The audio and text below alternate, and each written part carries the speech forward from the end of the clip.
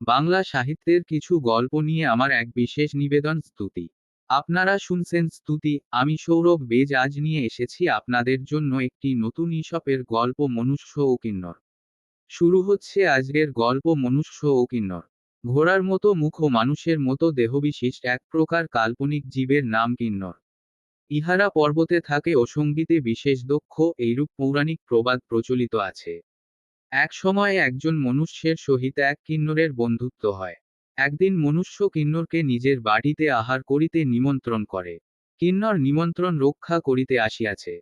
একে পাহাড়ে দেশ, তাহার উপর শীতকাল, ঠান্ডায় মনুষ্যের হাত আর্ষ্ট হইয়া উঠিতেছে। মনুষ্য আপনার আঙুলে ফু দিতে আরম্ভ করিল। কিন্নর জিজ্ঞাসা করিল, বন্ধু, অমন করিতেছ কেন? মনুষ্য উত্তর করিল, হাতটাকে গরম করিয়া লইতেছি। তৎপরে খাবার দেওয়া হইল। খাবার অত্যন্ত গরম। মনুষ্য খাবারের বাটি মুখের কাছে তুলিয়া ফু দিতে লাগিল। কিন্নর আবার জিজ্ঞাসা করিল, বন্ধু, এখন আবার অমন করিতেছ কেন? মনুষ্য উত্তর করিল, খাবার বড় গরম, তাই ঠান্ডা করিয়া লইতেছি, বন্ধু। ইহা শুনিয়া কিন্নর আহার ত্যাগ করিয়া উঠিয়া বলিল, যে লোক একমুখে দু কথা বলে তাহার সঙ্গে আমার বন্ধুত্বে কাজ নাই। নীতি কথা। ভিন্ন মন ও মতে বন্ধুত্ব হয় না। আপনারা শুনছিলেন ঈশপের গল্প মনুষ্য ও কিন্নর। গল্প পাঠে সৌরভ বেজ।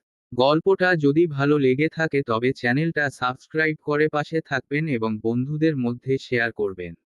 আবার একটা নতুন গল্প নিয়ে হাজির হবে স্তুতি।